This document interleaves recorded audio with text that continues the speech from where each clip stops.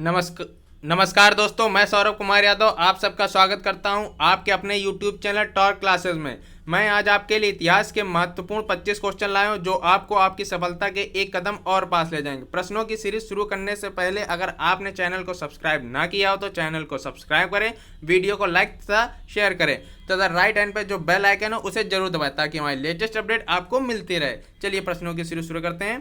पहला क्वेश्चन है, बंगाल का प्रथम गवर्नर जनरल कौन था? A Robert Clive, B Warren Hasting, C William Bentinck या डी सर आयरकूट।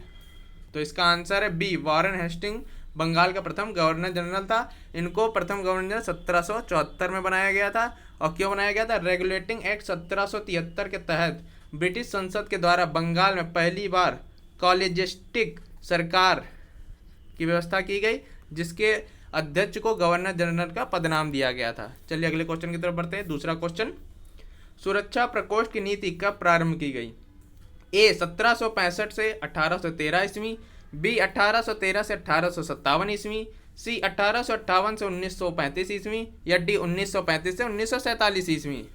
तो इसका आंसर है ए 1765 से 1813 ईस्वी में सुरक्षा प्रकोष्ठ की नीति प्रारंभ की गई। 1813 से 1857 में अधीनस्थ पार्थक्य की नीति अपनाई गई और 1858 से 1935 में अधीनस्थ संघ की नीति अपनाई गई, अधीनस्थ संघ की। और 1935 से 1947 के बीच बराबर संघ की नीति अपनाई गई। ये जितनी भी नीति है यह सब अंग्रेजों की नीतियां हैं। चलिए अगले क्वेश्चन की तरफ बढ़ते हैं। तीसरा क्वेश्चन इंपॉर्टेंट क्वेश्चन है, निम्न में से किसने बंगाल में द्वैध शासन प्रणाली को समाप्त किया? A Henry Lawrence, B Warren Hastings, C lord Cornwallis या डी रॉबर्ट क्लाइव। तो इसका आंसर है बी वॉरेन हेस्टिंग ने बंगाल की द्वैध शासन प्रणाली को समाप्त किया था। वॉरेन हेस्टिंग ने 1772 में कोर्ट ऑफ डायरेक्टर्स के साथ मिलकर दोहरी शासन प्रणाली को समाप्त करवा दिया। चलिए अगले क्वेश्चन की तरफ बढ़ते हैं। चौथा क्वेश्चन है, ब्रिटिश संसद में किस गवर्नर जनरल पर महाभियोग का मुकदमा चलाया गया?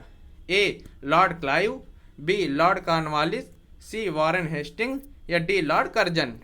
तो इसका आंसर है सी वॉरेन हेस्टिंग पर महाभियोग का मुकदमा चलाया गया था। वॉरेन हेस्टिंग के अन्यायपूर्ण एवं निरंकुश कार्यों के कारण 1788 से लेकर 1795 के बीच इनके मध्य महाभियोग चलाया गया, परंतु इनकी सेवाओं को देखते हुए ब्रिटिश संसद ने इन्हें मुक्त कर दिया था। चलिए नेक्स्ट क्वेश्चन की तरफ बढ़ते हैं। पांचवा क्वेश्चन है, भारत में न्यायिक संगठन की स्थापना की? ए लॉर्ड कर्जन ने, बी लॉर्ड कॉर्नवालिस ने, सी लॉर्ड बेंटिक ने या डी लॉर्ड एटली ने। तो इसका आंसर है बी लॉर्ड कॉर्नवालिस ने भारत में न्यायिक संगठन की स्थापना की थी। चलिए अगले क्वेश्चन की तरफ बढ़ते हैं। इंपॉर्टेंट क्वेश्चन है, संधियों के बारे में बहुत ज़्यादा पूछा जाता है। अंग्रेज तथा बाजीराव द्वितीय के मध्य की संधि पर हस्ताक्षर हुए? ए बसिन की संधि, बी अवध की संधि या सी दौलताबाद संधि या डी उपरोक्त में से कोई नहीं। तो इसका आंसर है दोनों ने बसिन की संधि पर हस्ताक्षर किए थे। 1802 में बाजीराव द्वितीय तथा अंग्रेजों के मध्य यह संधि हुई थी। इसके अंतर्गत बाजीराव सेकंड ने अंग्रेजों की संरचना स्वीकार कर ली थी। चलिए अगले क्वेश्चन की तरफ बढ़ते हैं। सातवां क्वेश्चन है, सहायक संधि को स्वीकार करने वाला पहला भारतीय देशी शासक था? ए नागपुर के भोसले, बी ग्वालियर के सिंधिया या सी बड़ौदा के गायकवाड़ या डी हैदराबाद के निजाम। तो इसका आंसर है डी हैदराबाद के निजाम। ग्वालियर के सिंधिया ने 1804 में यह संधि स्वीकार करी थी। चलिए अगले क्वेश्चन की तरफ बढ़ते हैं। आठवां क्वेश्चन है, सहायक संधि किसने स्वीकार नहीं की थी? किसने होगा, सॉरी। ए जोधपुर के राजपूत, बी इंदौर के होलकर या सी बाबर के भोसले या डी मैसूर के शासक। तो इसका सही आंसर है बी इंदौर के होलकर ने यह सहायक संधि स्वीकार नहीं की थी। जोधपुर के राजपूत ने 1804 में के बाद या इसके बाद यह संधि स्वीकार की है। मैसूर के शासक ने 1799 में यह संधि स्वीकार कर ली थी। बरार के भोसले ने 1803 में यह संधि स्वीकार कर ली थी। चलिए आगे बढ़ते हैं अगले क्वेश्चन की तरफ।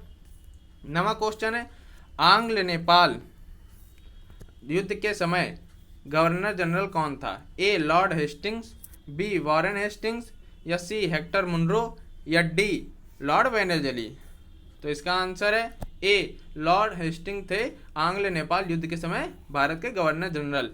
आंग्ल नेपाल युद्ध 1814 से 1816 के मध्य हुआ था। इस समय गवर्नर जनरल लॉर्ड हेस्टिंग थे और 1816 में सगौली की संधि 1816 में सगौली की संधि के साथ इसका समापन हुआ था। चलिए अगले क्वेश्चन की तरफ बढ़ते हैं। 10वां क्वेश्चन है, इंपॉर्टेंट क्वेश्चन है।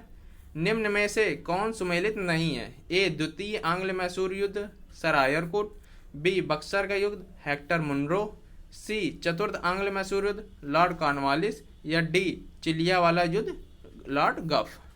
तो इसका आंसर है सी चतुर्थ आंग्ल मैसूर युद्ध लॉर्ड कॉर्नवालिस के नेतृत्व में नहीं हुआ था, लॉर्ड वेले जली के नेतृत्व में यह युद्ध हुआ था। चलिए अगले क्वेश्चन की तरफ बढ़ते हैं। 11वां क्वेश्चन है, लॉर्ड कॉर्नवालिस की कब्र स्थित है? ए वाराणसी, बी जौनपुर, सी मेरठ, या डी गाजीपुर। तो इसका आंसर है डी गाजीपुर में। 1805 में इनकी यहाँ मृत्यु हो गई थी और इनकी कब्र यहीं पर बनी है। चलिए अगले क्वेश्चन की तरफ बढ़ते हैं। 12वां क्वेश्चन इंपॉर्टेंट क्वेश्चन है। सती प्रथा पर पाबंदी लगाने वाला पहला गवर्नर था? A lord Wellesley, B William Bentinck, C lord Auckland, या डी जनरल डायर। तो इसका आंसर है बी विलियम बेंटिक ने सती प्रथा पर पाबंदी लगाई थी। 1829 में सती प्रथा पर रोक लगा दी तथा 1830 में यह बम्बई और मद्रास प्रेसिडेंसी में इसको लागू कर दिया था। चलिए अगले क्वेश्चन की तरफ बढ़ते हैं। 13वां क्वेश्चन है, किस चार्टर एक्ट के तहत जाटों के निर्यात पर पूरी तरह रोक लगा दी गई थी? सॉरी, जाटों नहीं है, दासों हैं। दासों के निर्यात में पूरी तरह रोक लगा दी गई थी। A charter act 1833, B charter act 1813, C charter act 1793, D कोई नहीं। तो इसका आंसर है ए चार्टर एक्ट 1833 में दासों में पूरी निर्यात पर पूरी तरह रोक लगा दी गई थी। चलिए अगले क्वेश्चन की तरफ बढ़ते हैं। 14वां क्वेश्चन, निम्न में कौन नहीं सुमेलित है? ए 1849 ईस्वी सतारा का विलय, बी 1850 बघाट का विलय, सी 1856 ईस्वी अवध का विलय, या डी 1853 ईस्वी झांसी का विलय। तो इसका आंसर 1849 ईस्वी सतारा का विलय। सतारा का विलय 1848 में हो गया था। चलिए अगले क्वेश्चन की तरफ बढ़ते हैं। 15वां क्वेश्चन, विधवा पुनर्विवाह अधिनियम किसके शासन में पारित हुआ? A lord Lawrence, B lord Canning, या सी लॉर्ड मेयो, या डी लॉर्ड डलहौजी। तो इसका आंसर है बी लॉर्ड कैनिंग के समय विधवा पुनर्विवाह अधिनियम पारित हुआ था। यह अधिनियम 1856 ईस्वी में पारित हो गया था और ईश्वर चंद्र विद्यासागर के प्रयासों के फलस्वरूप यह संभव हो पाया था। चलिए अगले क्वेश्चन की तरफ बढ़ते हैं। 16वां क्वेश्चन, अवध राज्य के विलयन के समय ब्रिटिश रेजिडेंट कौन था? A bishop Heber, B lord Clive, C James Outram, या डी लॉर्ड लिटन। तो इसका आंसर है C James Outram British resident थे उस समय जब अवध का राज्य का विलयन हुआ। चलिए अगले क्वेश्चन की तरफ बढ़ते हैं। 17वां क्वेश्चन, भारत का पहला वायसराय कौन था? यह बहुत इंपॉर्टेंट क्वेश्चन है, यह बहुत बार पूछा गया है। A lord Ripon, B lord Canning, C lord Clive, या डी लॉर्ड कर्जन। तो इसका आंसर है बी लॉर्ड कैनिंग जो थे भारत के प्रथम वायसराय थे। 1857 की क्रांति के बाद ईस्ट इंडिया कंपनी की समाप्ति हो गई और शासन सीधे ब्रिटिश शाही ताज के पास चला गया था। इन्होंने गवर्नर पद समाप्त कर दिया और वायसराय इन्होंने पदवी दे दी थी इसको। चलिए अगले क्वेश्चन की तरफ बढ़ते हैं। 18वां क्वेश्चन, किस गवर्नर जनरल ने भारत में दास प्रथा को समाप्त किया था? ए विलियम बेंटिक, या बी लॉर्ड डलहौजी, या सी लॉर्ड एलनबरो, या डी सर जॉन शोर। तो इसका आंसर है सी लॉर्ड एलनबरो ने दास प्रथा को समाप्त कर दिया था। 1843 के तत्कालीन गवर्नर लॉर्ड एलनबरो ने इस दास प्रथा को समाप्त किया। चलिए अगले क्वेश्चन की तरफ बढ़ते हैं। 19वां क्वेश्चन है, इंपॉर्टेंट क्वेश्चन है। प्रथम आंग्ल अफगान युद्ध के समय भारत का गवर्नर जनरल था? ए ऑकलैंड, बी जॉन लॉरेंस, सी लॉर्ड लिंटन, या डी लॉर्ड डलहौजी। तो इसका आंसर है ए ऑकलैंड थे। यह युद्ध 1839 से 42 के मध्य लड़ा गया था। और लॉर्ड लिंटन जो थे यह द्वितीय आंग्ल अफगान युद्ध में थे, नेतृत्व किया था। यह युद्ध 1878 से 80 के मध्य हुआ था। चलिए अगले क्वेश्चन की तरफ बढ़ते हैं। 20वां क्वेश्चन, ब्रिटिश भारत की राजधानी कलकत्ता से दिल्ली किसके काल में स्थानांतरित की गई थी? A Lord Curzon, B Lord Reading, C Lord Hardinge या डी लॉर्ड जेम्सफोर्ड। तो इसका आंसर है सी, लॉर्ड हार्डिंग के जब थे उनके काल में यह राजधानी कलकत्ता से दिल्ली स्थानांतरित की गई थी। यह 1911 में स्थानांतरित हुआ था। चलिए अगले क्वेश्चन की तरफ बढ़ते हैं। 21वां क्वेश्चन इंपॉर्टेंट क्वेश्चन है, पूछा जाता है भारतीय पुरातत्व सर्वेक्षण की स्थापना किसने करवाई थी? ए लॉर्ड वेलेजली या बी लॉर्ड मिंटो या सी लॉर्ड बेंटिक या डी लॉर्ड कर्जन। तो इसका आंसर है डी, लॉर्ड कर्जन ने 1901 में इसकी स्थापना करवाई थी। चलिए अगले क्वेश्चन की तरफ बढ़ते हैं। 22वां क्वेश्चन इंपॉर्टेंट क्वेश्चन है, निम्न में सुमेलित नहीं है। सामाजिक सुधार बेंटिक, बी बंगाल में दोहरा साधन रिपन, सी बंगाल का विभाजन लॉर्ड कर्जन, उपरोक्त सभी।